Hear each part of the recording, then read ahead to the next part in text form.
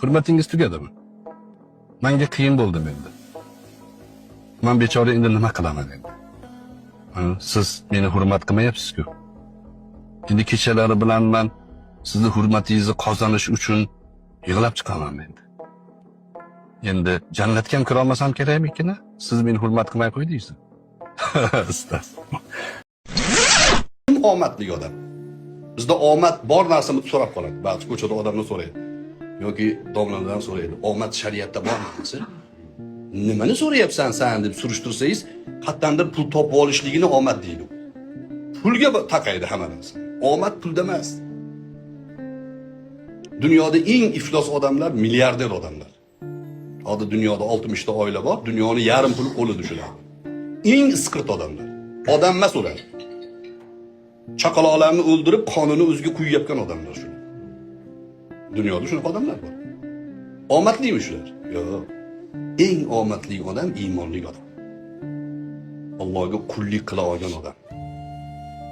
Haromga imkoniyati bo'lib turib, shunday yuz o'gilib ketadigan odam. Halol uchun jonini fido qila olgan odam haqiqiy omadli odam. Ozgina hayot uchun abadiy jannat sotib oladi-da bu. Dunyodagi boylik nimani beradi? Odamlar pul bilan o'lchaydi.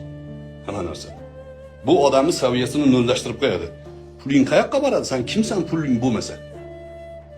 Pulingiz bo'lmasa, kimsiz? Gapirayotgan katta gapingiz qani sizni? Pul gapiryaptimi sizni? Demak, sizni pulga sotib olsa bo'ladi. Pulingiz yo'qligida ham gapiring shu gapingizni. Kimdan tiningiz qisiq siz? Siz musulmonmisiz? Xudodan qo'rqasizmi? Namoz o'qiganda Alloh akbar deysiz. Pulingizni oldinga ko'rsatmang. Omadliman deb pulingizni ro'kash qilmang. Pul istidroj bo'lishi ham mumkin. Pul sizda pul ko'payib ketgan, Alloh sizni urib pul bergan bo'lishi mumkin. Payg'ambar alayhissalatu vassalom 3 kun ketma-ket qorinlari to'ymagan zot. Allohning eng yaxshi ko'rgan do'sti.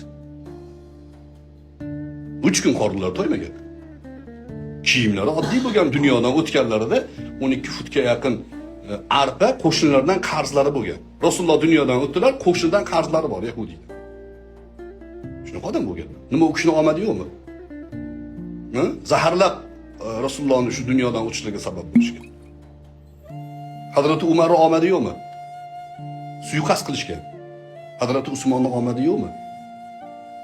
Eng omadli odamlar shu.